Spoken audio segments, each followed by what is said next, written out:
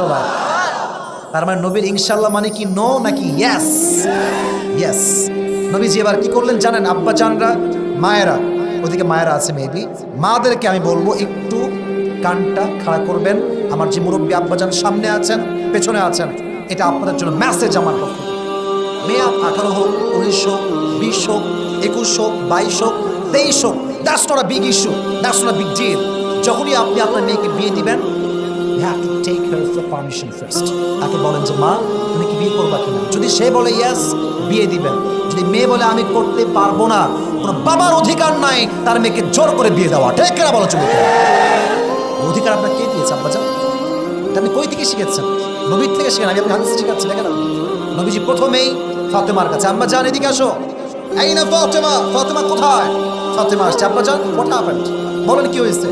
বলছে তোমার জন্য একটা পাত্র পাওয়া গেছে। ফাতেমা লজ্জা পেয়ে গেছে। পাত্র? মাথা নিচু। বলছে আব্বাজান মাসমু, তার নাম কি? নবীজি বললেন ইসমুহু আলী, তার নাম হচ্ছে Ali. Do you agree with this proposal? তুমি কি একমত আম্মাজান? তো মেয়েরা দেখবেন ইয়েস বলে না, নো বলে না, একটা মুচকি কি দেয়? হাসি দেয়। ফাতেমা মুচকি হাসি দিলেন। নবীজি বললেন মাশাআল্লাহ, আলী এবং ফাতেমার বিয়ে কনফার্ম হয়ে গেল। সুবহানাল্লাহ পড়ে সবাই। বিয়ে হয়ে গেল আলীর সঙ্গে ফাতেমার। আল্লাহ বললেন নবী কিসের চিন্তা আপনার? ওয়াদানা আনকা ওয়িজরাকা আল্লাযী আনকাযা যাহরাক। আরে যার বোঝা আল্লাহ নামাই দিবে তার টেনশনে কোনো কারণ থাকতে পারে না। ঠিক কিনা বলেন যুবকেরা? এক নাম্বার হাদিস এবং ঘটনা। 2 নাম্বার আর একটা হাদিস বলতে চাই, তবে এটা বড় আগেও নলেজ চেক করতে চাই। সবাই একটা কাশি দেন। বলেন আমার প্রিয় নবীজির স্ত্রী ছিল কয়জন? রাইট রাইট রাইট, বলেন কয়জন? 11 জন। আর একটা প্রশ্ন, নবীজি প্রথম যাকে বিয়ে করেছেন তার নাম? এত আস্তে জোরে বলেন, নাম ছিল কি? রাদিয়াল্লাহু তাআলা আনহা। আচ্ছা এবার আরেকটা প্রশ্ন, উনি সিঙ্গেল ছিলেন তাই না? সিঙ্গেল না ডিভোর্সড? ডিভোর্সড ছিলেন, বিবাহিতা ছিলেন, আগে বিয়ে হয়েছে। এখন আপনি বলবেন হুজুর আপনি এই হাদিসটা কেন বলবেন? বলছি কারণ আছে ভাই, যার টাকা নাই তার দুনিয়াতে থাকার অধিকারই আজকে নেই। বর্তমান সমাজ অনুযায়ী বলতেছি, টাকা থাকলে সুদখোর, গাঁজাখোর, মদখোর মসজিদের সভাপতি হয়ে যায়। এটা আমাদের দেশ, এটা আমাদের দেশ। আর টাকা থাকলে কে মদ খায়, কে গাঁজা খায় কেউ দেখে না। টাকা থাকলে আগে একটা স্যালুট মারে। এত আস্তে ঠিক বলবেন আপনার জোয়ান ঠিক আছে যুবক ভাইরা? টাকা it's a big issue in Bangladesh. নবীর কাছে টাকা পয়সা খুব কম ছিল। যুবক হিসেবে টাকা কম থাকলে টেনশন আছে না নাই? আচ্ছা দেখেন টেনশনটা আল্লাহ কিভাবে দূর করেছেন। একবার খাদিজা শুয়ে আছেন গভীর অন্ধকার রাত, তাহাজ্জুদের সময়।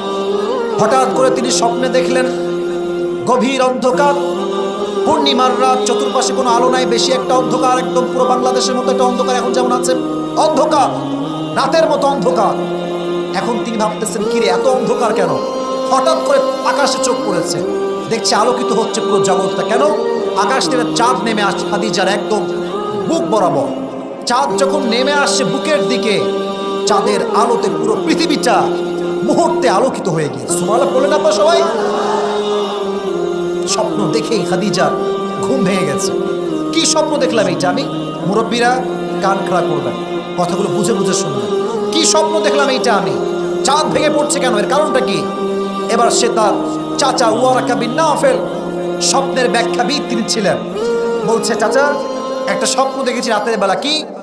চাঁদ উপর থেকে ভেঙে ভেঙে পড়ছে আমার দিকে, ব্যাখ্যা কি হবে?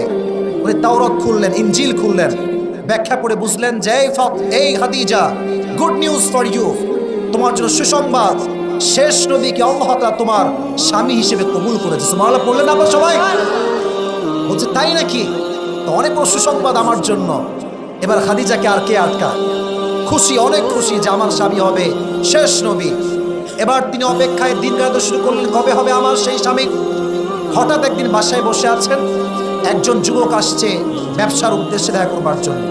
যখন সেই যুবকটা ঘরে প্রবেশ করেছে, তার যে চেহারা, তার যে চাহনি, তার যে গঠন, খাদিজা দেখেই বুঝে গিয়েছে এটাই হচ্ছে সেই শেষ নবী। সুবহানাল্লাহ বললেন না আপনারা? বাট শিওর না যে আসলেই কি সে শেষ নবী কিনা, শিওর না। এবার তিনি তাওরাত খুলেছেন, যেটা আসলে কি শেষ নবী, পড়তে শুরু করেছেন কি কি গুণ থাকতে পারে শেষ নবীর ভিতরে।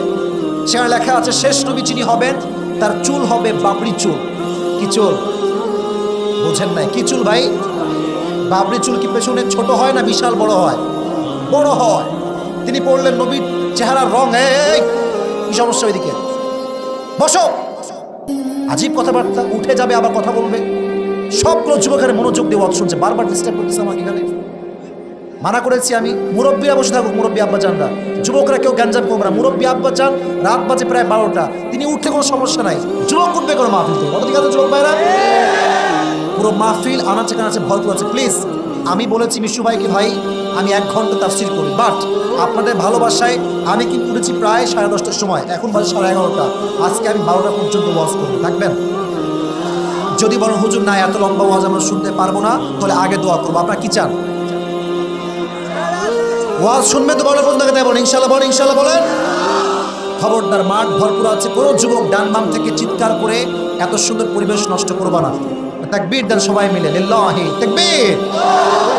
আল কোরআনের আলো। আপনি ভাই বেইসটা একটু বাড়ান, আপনার বেইসের অবস্থা খুবই খারাপ। আবার দেন, আল কোরআনের আলো, আল হাদিসের আলো। কোরআন হাদিস যেখানে, বগুড়াবাসী যেখানে, জোরে সরে পড়ে না আমিন। তো এবার খুশি হয়েছেন, যারে আমি তো তার সাক্ষাৎ পেয়ে গিয়েছি, বাট ভাই পছন্দ হলে তার বিয়ের প্রস্তাব দেওয়া যায় না। যদি পছন্দ হলে বিয়ের প্রস্তাব দেওয়া যেত, আজকে 80% যুবকের বিবাহিত হয়ে যেত, ঠিক কিনা বল? প্রস্তাব কেমনে দিবে? হাদিসটা খুব সুন্দর, মজার হাদিস। তো বলছে যে এই কাকে প্রস্তাব দেওয়া যায়, কার মাধ্যমে? বলছে নাফিসা, আপনি এদিকে আসেন। তার গোলাম নাফিসা, দাসী, বলছে আপনি একটু যান, গিয়ে বলেন যে তাকে আমার পছন্দ হয়েছে, বিয়ে করতে চাই। আপনি প্রস্তাব দিলে আমি সাহস পাবো সামনে আগাবার। বলছে ঠিক আছে, আমি আপনার পক্ষ থেকে একজন ঘটক হয়ে যাব। এবার নাফিসা আসছে নবীর কাছে খাদিজার পক্ষ থেকে বিয়ের প্রস্তাব দেওয়ার জন্য। এসে বলছে মোহাম্মদ, আপনি ভালো আছেন? বলছে আলহামদুলিল্লাহ ভালো আছি। আচ্ছা একটা কথা বলো, মাইন্ড করবেন না তো? কথা কি বোঝা যায়? বলেন বোঝা যায়? যায় যায়। বলছে আচ্ছা মোহাম্মদ, আপনি বিয়ে করেন না কেন? মাশাআল্লাহ, আপনি অনেক বড় হয়ে গিয়েছেন, অনেক যুবক মানুষ। বলছে আমি তো বিয়ে করতে চাই, বাট ল্যাকিং অফ মানি, টাকা পয়সা খুবই কম, বিয়ে করতে পারেন না। তাই নাকি? আচ্ছা থামেন, একটা সমাধান আছে। কি সমাধান বলেন?